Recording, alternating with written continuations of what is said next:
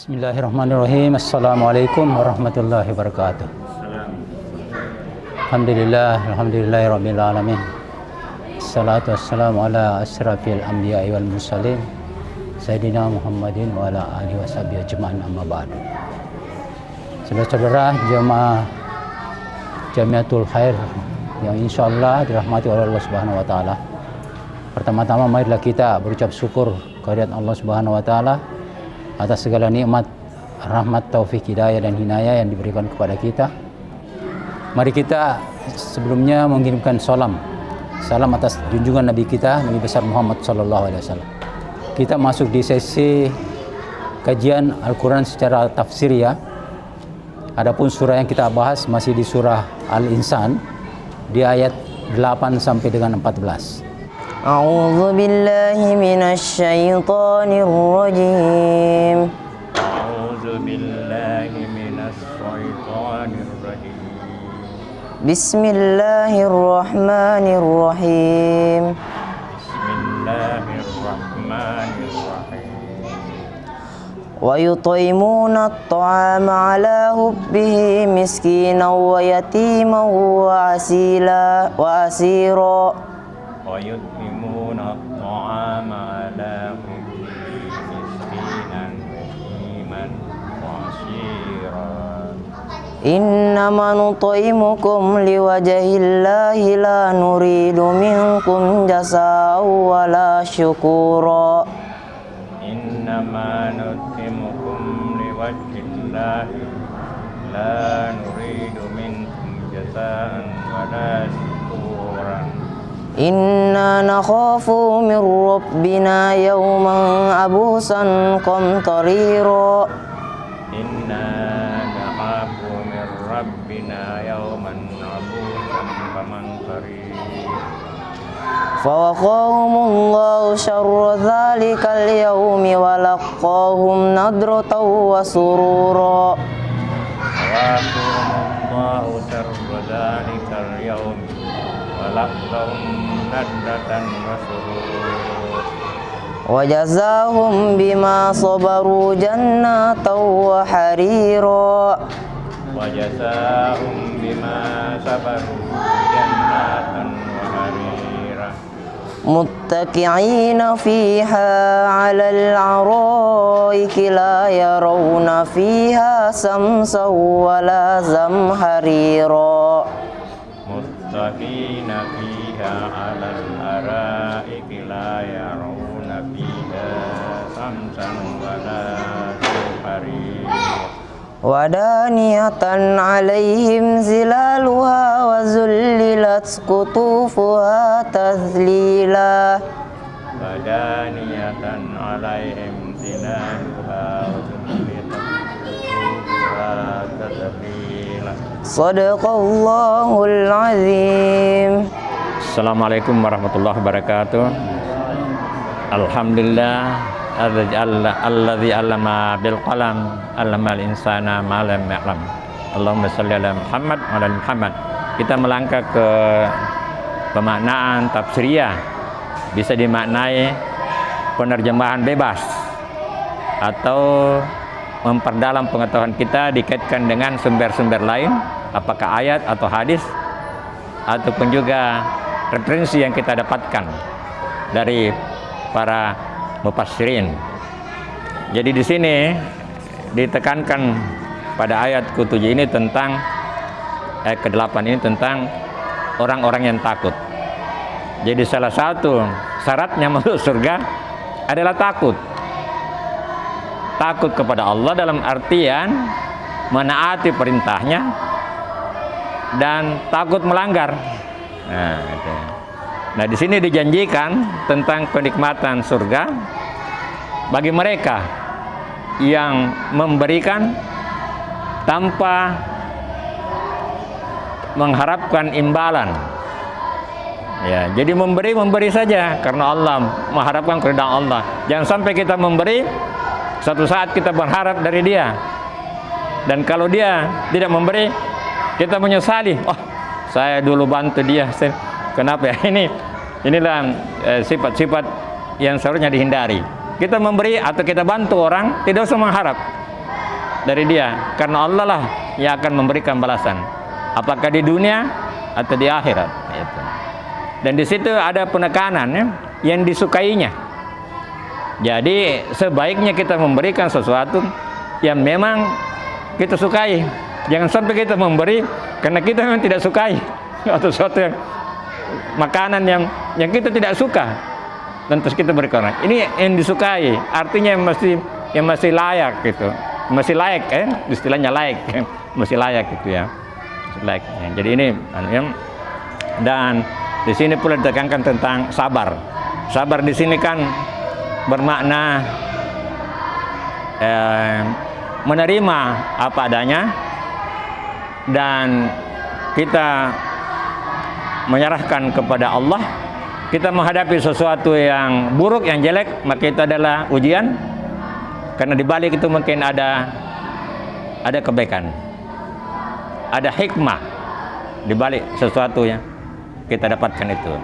Jadi kita sabar. Saya ulangi lagi bahwa kita ini hidup bagaikan burung yang terbang. Sayap kanan itu adalah mensyukuri apa yang kita dapatkan, apa yang kita terima, sehingga nikmat Allah bertambah. Sedangkan di sayap kiri itu adalah sabar dengan apa yang kita hadapi. Ya. Sabar biasanya itu dikaitkan dengan kesusahan. Disitulah ujian. Di saat susah, di saat duka, apa kita sabar atau tidak? Ya, gitu ya. Di saat kita kehilangan, apa kita sabar atau tidak? Ya. Kalau kita sabar berarti kita selamatlah dalam terbang. Jadi dua sayap, kanan dan kiri. Kita terbang. Itulah siratal mustaqim. Itulah jalan yang lurus. Jadi jalan lurus itu adalah saat ini. Ihdinas sirat. Karena kita ini dalam perjalanan. Dalam perjalanan kemana? Menuju maut.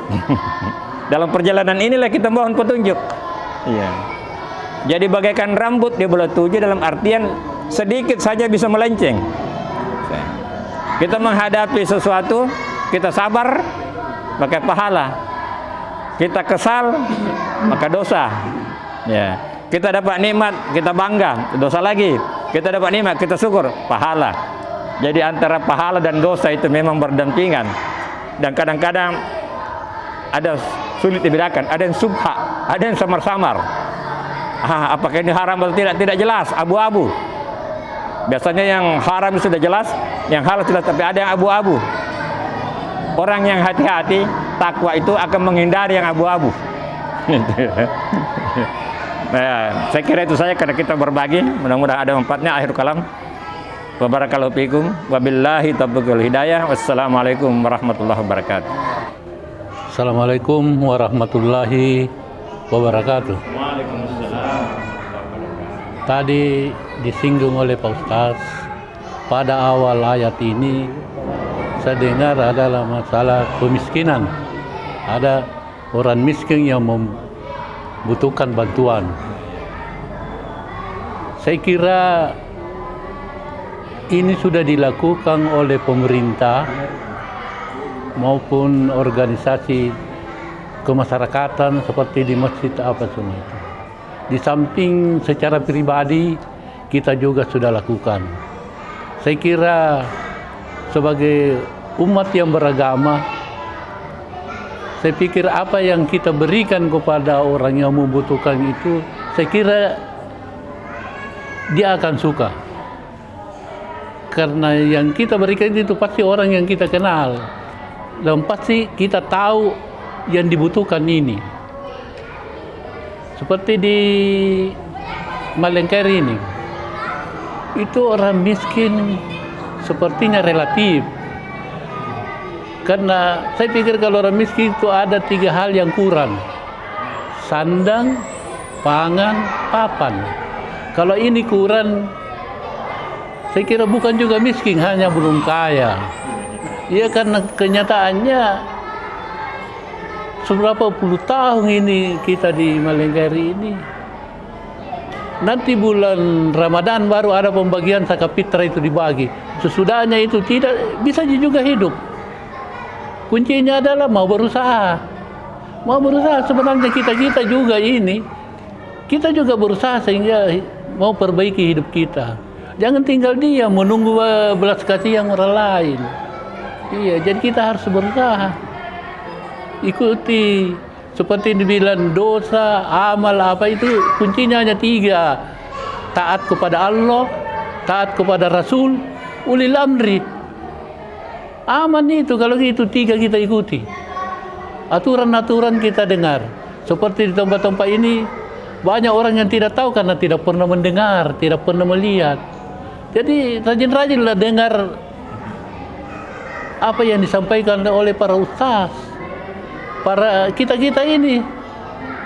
Karena ilmu itu dari apa yang kita lihat, apa yang kita dengar, apa itu. Kalau tidak pernah kita baca, tidak pernah apa yang kita tahu bahwa ini dosa, ini tidak. Iya. Kalau pukul orang, kalau tidak pernah dikasih tahu bila memukul orang itu berdosa, itu dia tetap lakukan itu karena dia tidak tahu bahwa memukul itu mungkin baik. Ini. Mungkin itu sementara Pak dari kami. Makasih. Assalamualaikum warahmatullahi wabarakatuh. Assalamualaikum warahmatullahi wabarakatuh. Saya tambah sedikit tentang ayat 8 ya tadi ya, mengenai bantuan itu. Ya. Ini yang dibicarakan adalah orang-orang yang beriman, bertakwa, orang-orang yang takut ya kepada Allah Subhanahu wa taala.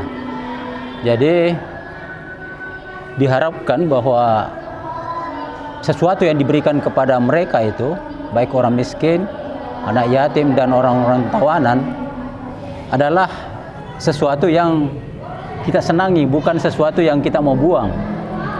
Ya. Kan kadang-kala juga ada sesuatu yang sudah kita tidak perlukan, sesungguhnya nilainya sudah dibawa dari nilai ya, tapi karena pikir mau diberikan orang, ini saja diberikan. Nah, kalau di ayat itu, jadi yang diberikan itu yang bagus memang ya, yang berkualitas dan bukan barang-barang yang tidak disukai lagi. Ya. Nah inilah mungkin inti daripada ayat itu kalau saya ya.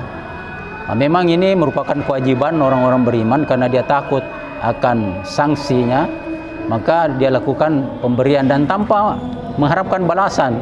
Kalau perlu tangan kanan berikan, tangan kiri nggak tahu gitu ya. Jadi kebajikan memang begitu ya. Intu badu khairan autufu utafu insuin fa innallaha kana afuwan qadira. Jadi kalau kita berbuat baik, baik sembunyi-sembunyi maupun terang-terangan, ya itu tidak masalah. Ya. Ataupun kita memaafkan kesalahan orang, ya itu termasuk juga perbuatan baik ya. Jadi ini satu penggambaran bahwa sesuatu yang kita berikan mesti memang ya istilahnya the best begitu ya. Ya kita usahakan ya, memberikan yang begitu. Assalamualaikum warahmatullahi wabarakatuh. Ya. Saya cuma baru-baru ini mendengar dan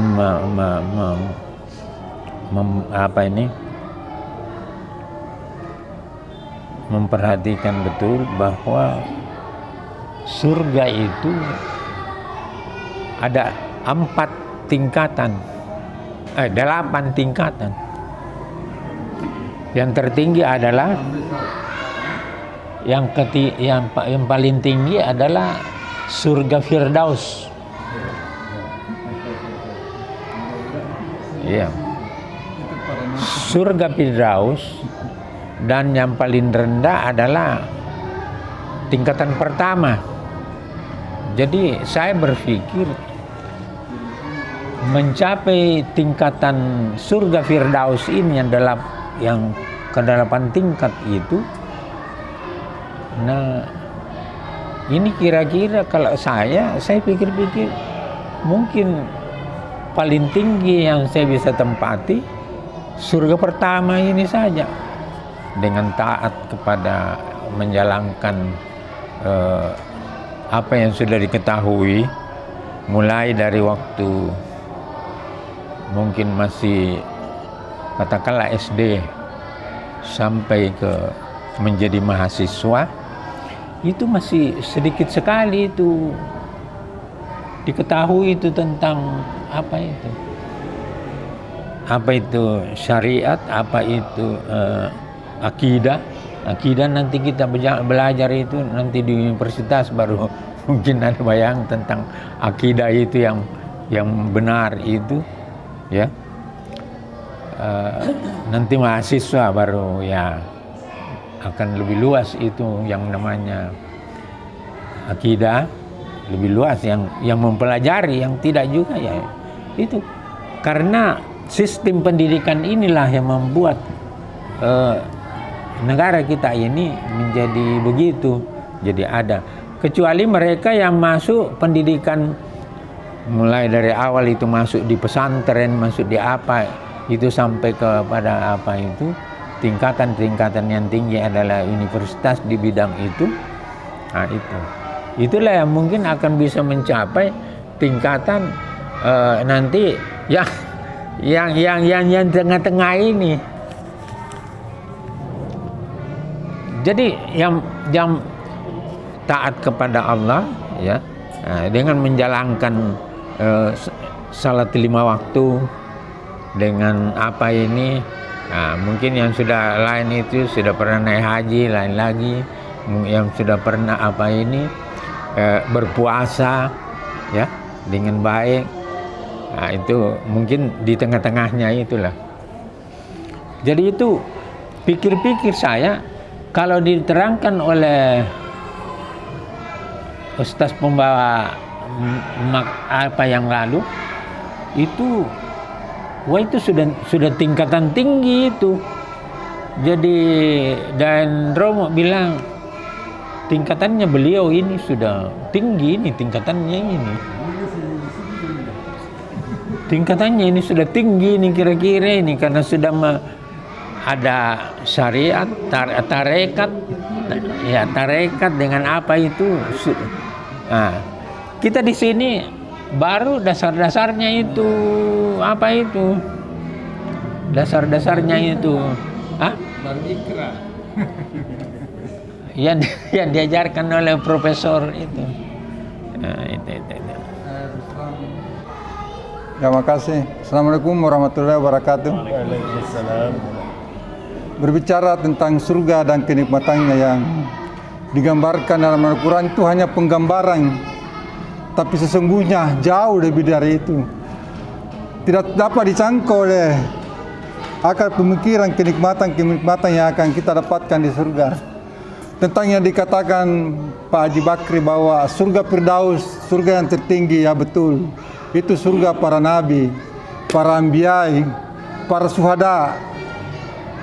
Dan surga yang bertingkat-tingkat di bawahnya sesuai dengan level-level amalan seseorang. Karena setiap seseorang tidak seperti nabi yang lengkap yang dia miliki dalam dirinya. Dia sabar, dia ikhlas, semuanya.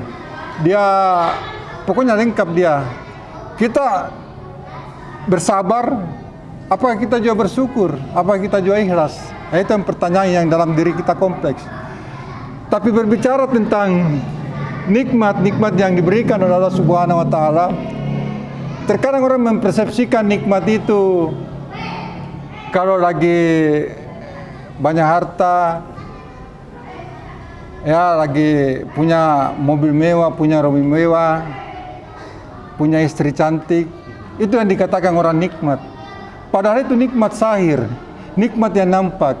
Tapi ada nikmat yang lebih penting yang kita harus syukuri, yaitu nikmat batin kita, yaitu nikmat iman, nikmat-nikmat yang diberikan oleh Allah Subhanahu wa taala yang tidak nampak dalam diri kita, baik nikmat kesehatan yang diberikan. Itu jauh lebih kita syukuri sebenarnya daripada nikmat yang nyata di dalam kehidupan kita. Jadi kesimpulan dari seseorang yang berbicara tentang nikmat itu sendiri tergantung dari level pemahaman seseorang itu terhadap Allah Subhanahu wa taala tentang pemberi nikmat itu. Apabila dia memahami bahwa segala sesuatu yang diberikan itu dari Allah Subhanahu wa taala, maka dia pasti menerimanya dengan apa yang dia terima dan dia ikhlaskan apa yang dia ikhlaskan. Seperti juga sabar, walaupun dia diberi suatu nikmat, diberi suatu musibah, dia tetap sabar karena dia mengetahui bahwa sumber dari semua yang diberikan itu hanya Allah Subhanahu wa taala. Baik itu dia maupun suka maupun duka. Jadi seperti kita gambarkan tentang orang-orang yang ikhlas, orang-orang yang sabar. Seperti orang-orang yang kita akan digambarkan di dalam suatu riwayat tentang Uwais Al-Qarnis. Uwais Al-Qarnis bukan orang yang hebat dalam baca kitab, bukan orang yang hebat dalam suatu ilmu agama tentang suatu pandangan-pandangan dalam kitab itu, tapi dia dianggap dia hebat karena kedewasaan rohani dia, kemurnian kalbu dia terhadap Allah Subhanahu wa taala. Dia adalah orang yang paling ikhlas yang dipandang oleh Rasulullah SAW. Dia dibayangkan bagaimana dia menggendong ibunya, menghajikan ibunya dari Yaman ke Mekah, dan dia begitu ikhlas, begitu sabar dalam menjalani untuk menghajikan ibunya sendiri, sehingga dia yang mendapatkan gelar